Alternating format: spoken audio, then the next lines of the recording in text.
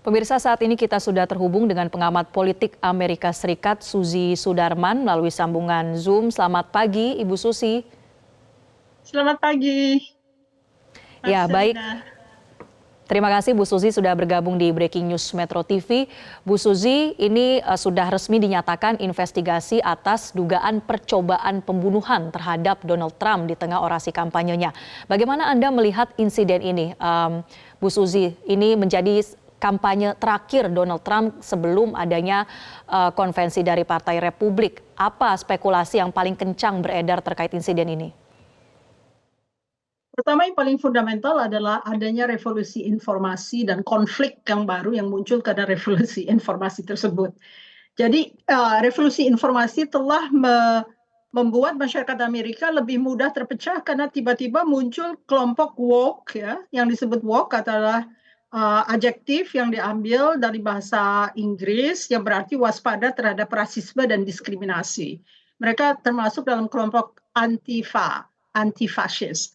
Lalu ada jawaban dari kelompok kanan yang berupa kelompok yang all right, aktif sebagai gerakan kelompok muda yang mahir media dan bernada nasionalis kaum kulit putih, ya. Jadi sebetulnya ini sudah menyebar sejak Donald Trump ditentukan oleh Republican Convention di tahun 2016, ya, untuk menjadi calon presiden pada saat itu.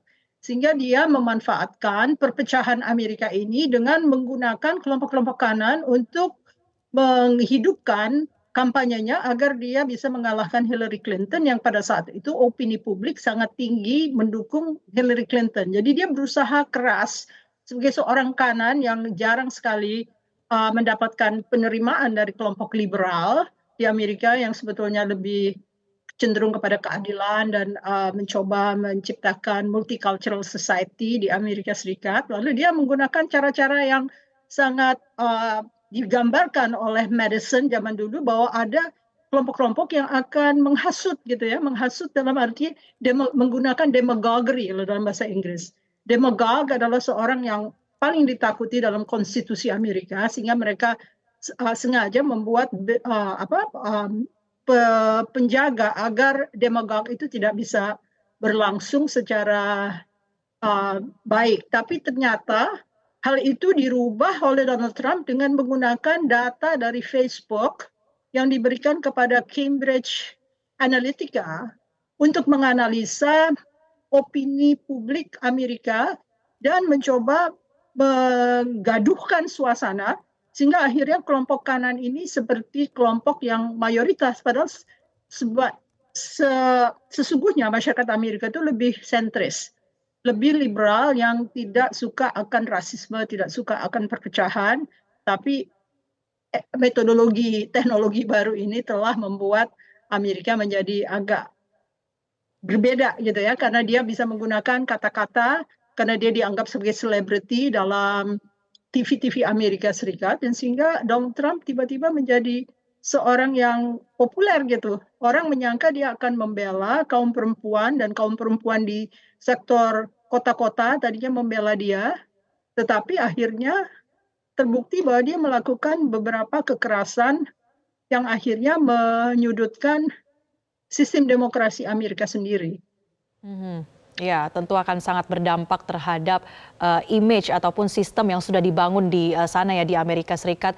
Bu Suzy, apakah kemudian adanya insiden penembakan ini motifnya adalah untuk menggagalkan jalan Trump dalam pemilihan presiden tahun ini? Kalau dalam konflik yang terjadi di masyarakat Amerika sudah jelas itu sangat tajam, ya, mengenai persoalan aborsi, mengenai persoalan hak, mengenai persoalan keadilan, karena itu bukan retorika yang digaungkan oleh Donald Trump, malah dia mengatakan semua yang dilakukan pemerintahan Demokrat ini adalah sesuatu yang merugikan dan ongkosnya tinggi sekali, sehingga dia akan merubah semua, padahal tidak terbukti selama dia memerintah telah terjadi perbaikan perekonomian Amerika Serikat. Malah justru dia mengabaikan masalah COVID sehingga begitu banyak orang Amerika meninggal karena kurang pemeliharaan oleh pemerintah Donald Trump dan juga kekerasan yang tidak pernah terjadi terhadap institusi-institusi Amerika yang kuat seperti Kongres dan sebagainya terwujud dengan dia menghindarkan segala macam tuduhan dengan cara-cara yang sangat licik menurut saya ya. Jadi dia menggunakan orang-orang veteran yang tidak puas dengan kondisi Amerika Serikat untuk menjadi pendobrak dalam demonstrasi-demonstrasi terhadap Capitol Hill.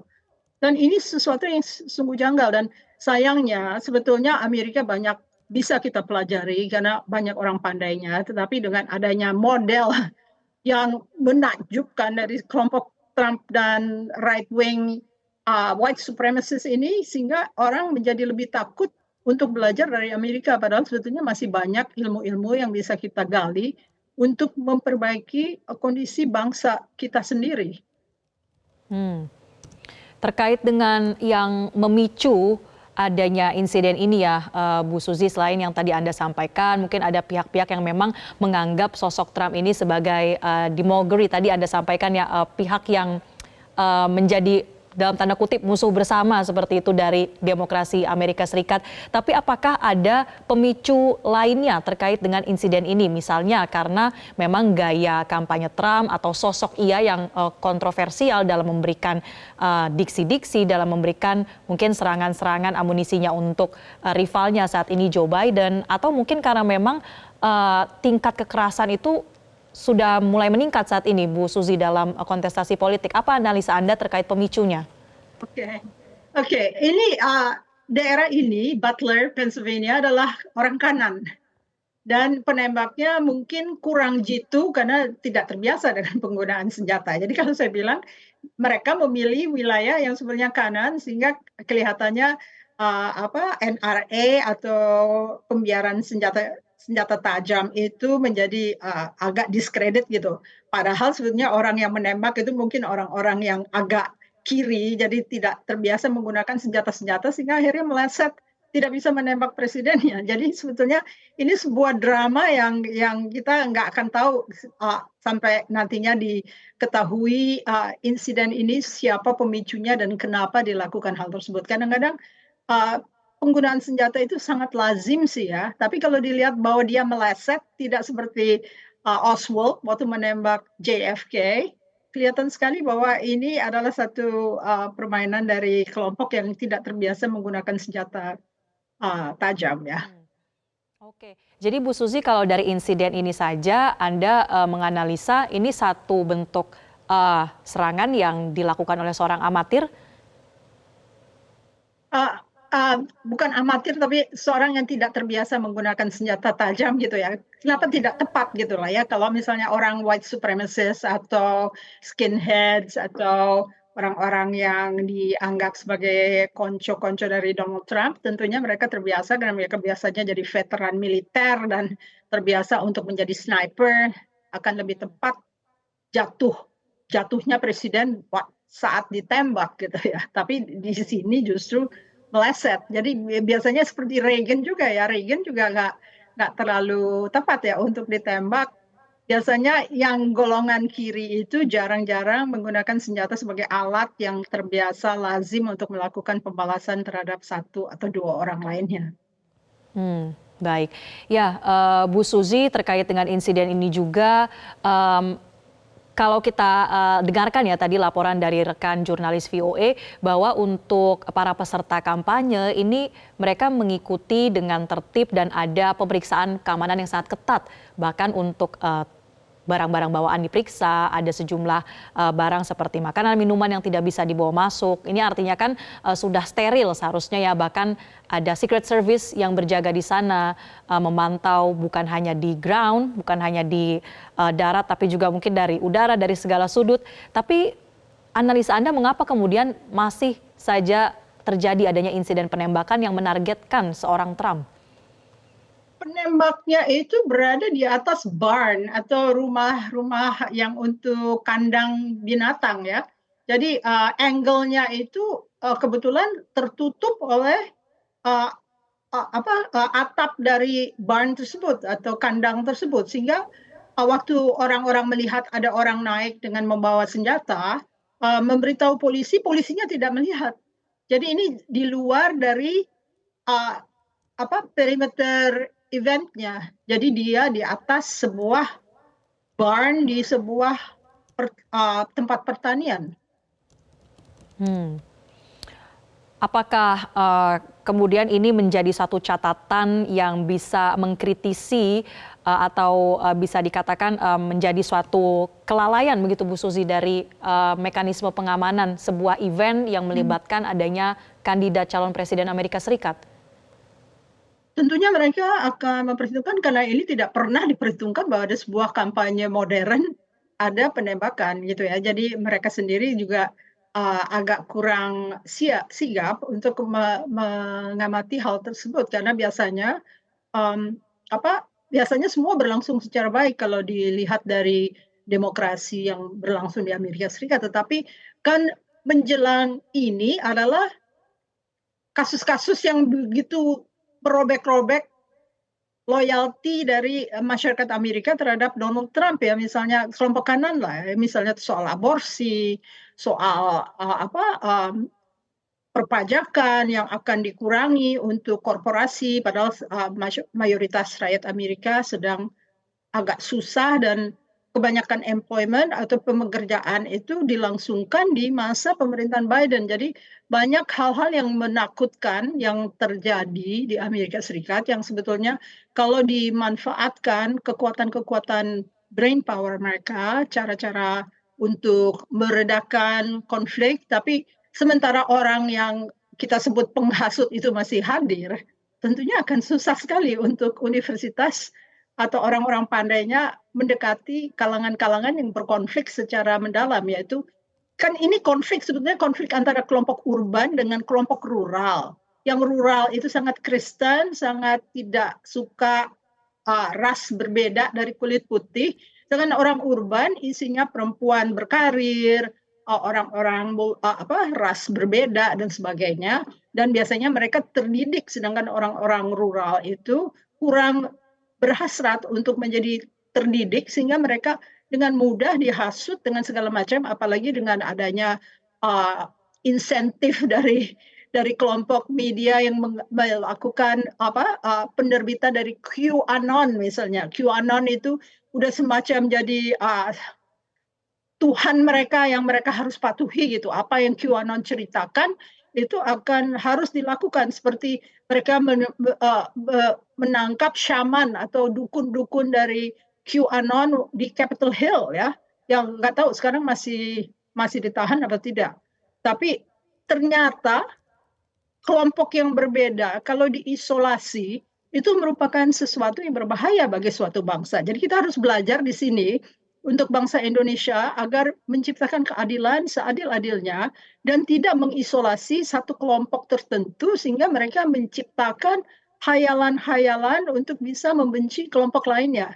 Nah, ini terjadi di Amerika Serikat. Jadi kehayalan yang dibuat oleh media, QAnon, siapa yang berpikir bahwa QAnon akan menjadi pemicu atau penggerak dari satu rasa kebencian terhadap kelompok-kelompok lain di Amerika Serikat. Jadi ini suatu fenomena yang lahir karena kapitalisme murni yang terlalu mementingkan diri sendiri, kadang-kadang mempunyai kelemahan. Jadi sebetulnya azas-azas keadilan itu harus diutamakan dan itu sedang diperjuangkan oleh kelompok Joe Biden.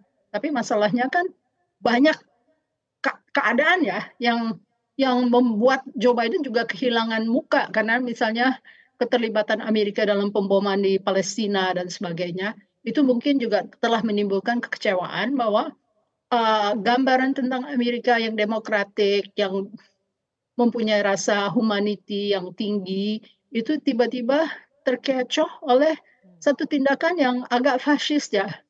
Dan ini adalah akibat dari politisi-politisi Amerika yang banyak didukung oleh IPAC karena IPAC menggunakan taktik greed, ego, dan turf. Artinya ego politisi, wilayah politisi, greednya, ketamakan mereka, akhirnya menjerumuskan para politisi itu dalam uang yang diberikan oleh IPAC.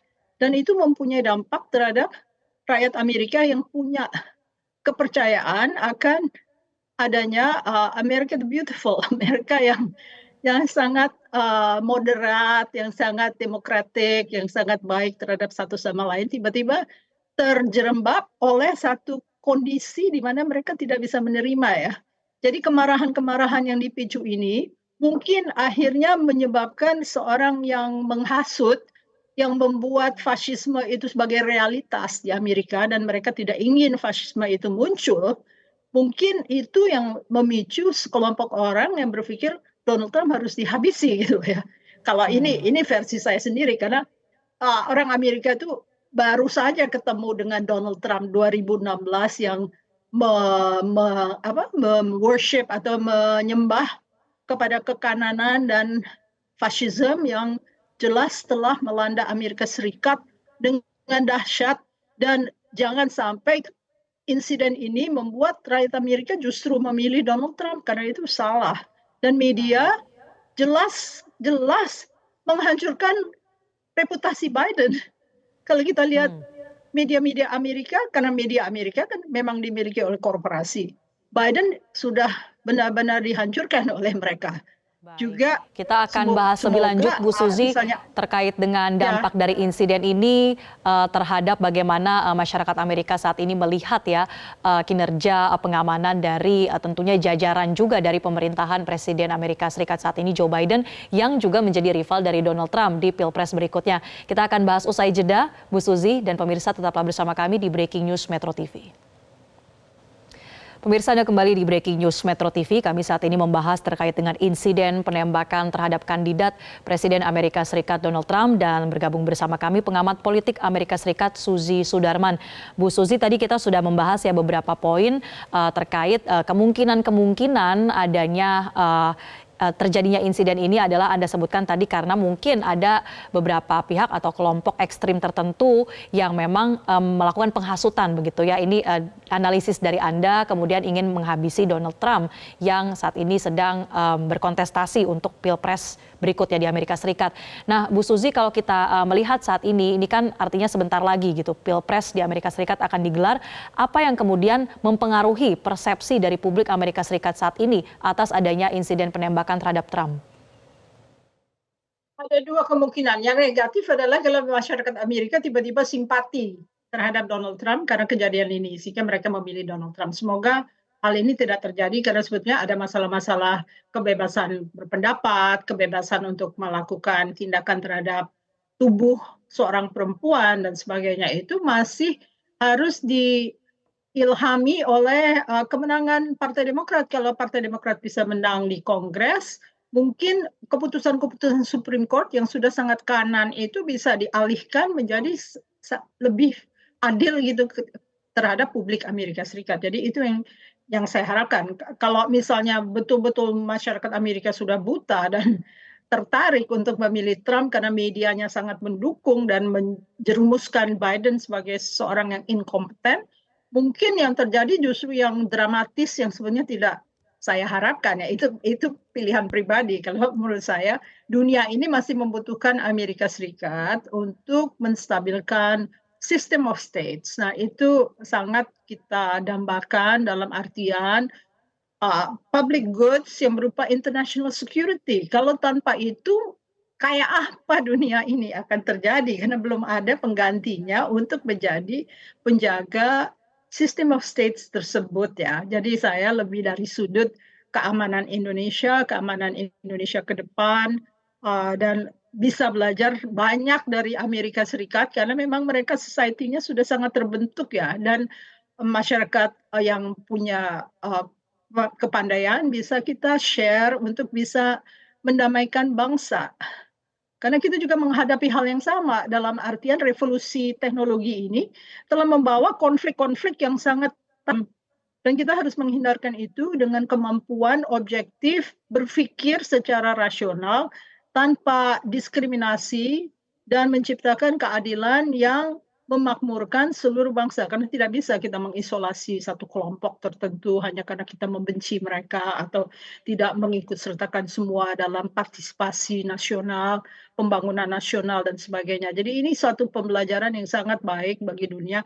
Hanya jangan sampai saya harapkan sendiri karena keluarga saya sendiri di Amerika sendiri kan adalah pendukung MAGA, oke, pendukung Donald Trump. Kalau saya sendiri seorang liberal yang akan berharap bahwa perbaikan-perbaikan terhadap sistem sosial Amerika Serikat itu bisa wujud dengan adanya Partai Demokrat yang menang. Mudah-mudahan pengganti Joe Biden yang sudah dirusak kredibilitasnya itu adalah Kamala Harris. Dan Kamala Harris bisa mewakili perempuan Amerika yang tidak pernah mempunyai kesempatan untuk menjadi presiden di luar laki-laki karena sangat patriarki sistem kepresidenannya. Ya, baik, sedikit banyak artinya tentu akan berpengaruh ya begitu Bu Suzy, terutama bagi publik Amerika Serikat yang mungkin merasakan ada ketidakpuasan terkait dengan beberapa kebijakan yang sudah dijalani oleh Presiden Joe Biden saat ini. Nah, Bu Suzy, kalau kita melihat sejarah sedikit ya terkait dengan Amerika Serikat, ini upaya pembunuhan terhadap kepala negara atau calon kepala negara Amerika Serikat ternyata bukan kali ini saja ya terjadi. Kita tahu ada sosok Abraham Lincoln yang kemudian menjadi presiden Amerika Serikat yang terbunuh. Kemudian juga ada John F. Kennedy yang juga menjadi korban penembakan saat melakukan pidato politik. Nah, bagaimana Anda melihat adanya penggunaan kekerasan atau teror politik yang kerap menimpa sosok pimpinan Amerika Serikat? Kalau Abraham Lincoln, isunya isu perpajakan dan pertentangan antara kelompok negara bagian timur dengan negara pemilik perbudakan. Kalau John Kennedy dan Robert Kennedy jelas itu ada unsur asing di situ ya. Unsur asing yang tidak menghendaki John Kennedy sebagai seorang Katolik pertama menjadi presiden di Amerika untuk tidak merubah kenyamanan yang sudah dimiliki oleh beberapa kelompok kekuatan di dalam negeri. Kalau kita ingat pembunuh John Kennedy adalah Oswald. Oswald ada kaitannya dengan Kuba, dengan kaitannya juga dengan mafia di Amerika Serikat. Kalau Robert Kennedy dibunuh oleh seorang keturunan Timur Tengah, kalau Reagan ditembak oleh orang Amerika saja, lalu kita lihat lagi sekarang ini mungkin orang Amerika atau orang Amerika keturunan kan belum kita selidiki ya ceritanya siapa dia dan mengapa dia melakukan hal ini. Jadi sebenarnya kalau kita lihat banyak pengaruh asing ya, pengaruh asing yang tidak menghendaki Amerika untuk menjadi sesuatu yang dimiliki oleh rakyat Amerika sendiri. Ini sebenarnya satu problematik yang dihadapi setiap negara. Setiap negara itu mempunyai kedaulatan, tapi kadang-kadang kekacauan di dalam negerinya membuka peluang untuk menjadikan negara tersebut menjadi objek dari pembunuhan dari kalangan yang di luar. Sekarang sudah jelas ya. Kalau misalnya saya di dalam email saja sering menerima email untuk memberikan sumbangan, padahal saya warga negara asing, tentunya banyak warga negara asing yang menggunakan kredit card palsu untuk memberikan sumbangan kepada partai-partai politik itu dan bisa jumlahnya bisa besar. Dan itu akan sangat berpengaruh terhadap menang atau tidaknya seorang calon presiden dan ini sangat uh, sangat harus kita perhatikan karena ini juga termasuk dalam demokrasi yang sedang kita kembangkan di Indonesia saat ini. Baik, Bu Suzy, kita masih akan lanjutkan perbincangan, tapi kita harus jeda terlebih dahulu dan pemirsa tetaplah bersama kami di Breaking News Metro TV. Pemirsa, kami akan kembali mengajak Anda untuk berbincang bersama dengan narasumber kami. Sudah bergabung dengan pengamat politik Amerika Serikat Suzy Sudarman. Bu Suzy masih tersambung bersama kami? Ya, baik Bu Suzy, tadi kita dengarkan bersama ya pernyataan atau konferensi pers awal yang disampaikan oleh aparat penegak hukum dari Amerika Serikat. Disampaikan bahwa sampai dengan saat ini motif dari pelaku melakukan penembakan ini belum diketahui, masih terus didalami. Nah, Anda melihat penanganan yang saat ini dilakukan oleh aparat penegak hukum di sana sudah cukup tepat dan juga cepat untuk menangani insiden ini, Bu Suzy? Mereka profesional ya. Kalau profesional itu pasti tepat, pasti tidak ada keraguan untuk menanggulangi dan merunuti secara detail apa yang sesungguhnya menyebabkan hal ini. Kita tunggu saja laporan dari FBI dan pengawal presiden itu mengenai apa dan bagaimana selanjutnya. Iya, sebetulnya apa yang bisa kita harapkan, Bu Suzy dari sudah tergabungnya juga ya FBI atau Biro Investigasi Federal dari Amerika Serikat ini artinya bukan suatu kasus yang kemudian dipandang sebelah mata begitu oleh otoritas Amerika Serikat. What to expect dari investigasi kali ini, Bu Suzy? Ya, pasti hasilnya akan menyebabkan perdebatan. Kelompok kanan Donald Trump akan menyebarluaskan kenyataan bahwa itu mungkin adalah taktik Partai Demokrat untuk menghabisi Donald Trump sesudah mereka mengupayakan tindakan melalui pengadilan-pengadilan yang sudah menjatuhi hukuman untuk 43 pelanggaran hukum yang dilakukan Donald Trump ya. Jadi bukan hanya sekedar hasil dari FBI, mereka sudah mengatakan bahwa institusi pemerintahan di-weaponize atau digunakan sebagai senjata untuk meluruhkan kepopuleran Donald Trump. Padahal kepopuleran Donald Trump itu adalah hasil dari demagoguery atau penghasutan yang mendapatkan amplifikasi dari kelompok-kelompok yang kaya. Kebetulan yang mendorong Donald Trump untuk menjadi presiden adalah kelompok kaya, yaitu misalnya uh, pabrik bir atau Elizabeth atau Robert Mercer atau Menteri Pendidikan dia yang jadi saudara dari Blackwater ya. Jadi sebetulnya ini adalah satu fenomena di mana kelompok kanan mencoba meredefinisikan Amerika Serikat menurut definisi mereka.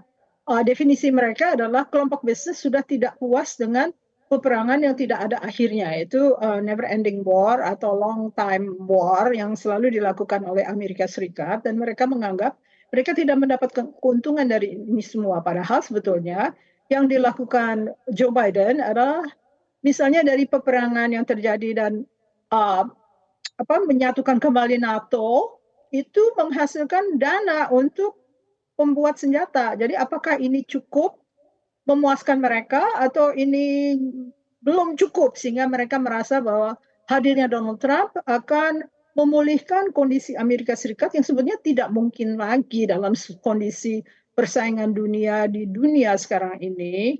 Misalnya mereka mengharapkan kelompok bisnis yang harus maju, pasti mereka memilih untuk bekerja di luar Amerika Serikat karena buruhnya terlalu mahal menurut mereka. Jadi apa yang diinginkan kelompok bisnis Amerika itu agak sulit diwujudkan untuk menghidupkan kembali kehidupan sejahtera bagi rakyat Amerika. Saya lebih melihat kecenderungan Partai Demokrat untuk melihat hal ini dengan friendshoring, dengan nearshoring, artinya memanggil kembali korporasi-korporasi untuk membangun kembali pabrik-pabrik di Amerika Serikat, seperti membangun pabrik di Wisconsin misalnya, dan tempat-tempat lain untuk menampung tenaga kerja Amerika Serikat. Saya nggak bisa membayangkan kalau kepentingan bisnis itu lebih diutamakan, padahal sudah utama, akhirnya rakyat Amerika akan sangat kesulitan, dan kita harusnya bersimpati kepada kondisi rakyat Amerika yang sebetulnya adalah gambaran dari satu sistem kapitalis yang tidak menyertakan isu keadilan, kesejahteraan di dalam menjalankan proyek-proyek bisnisnya.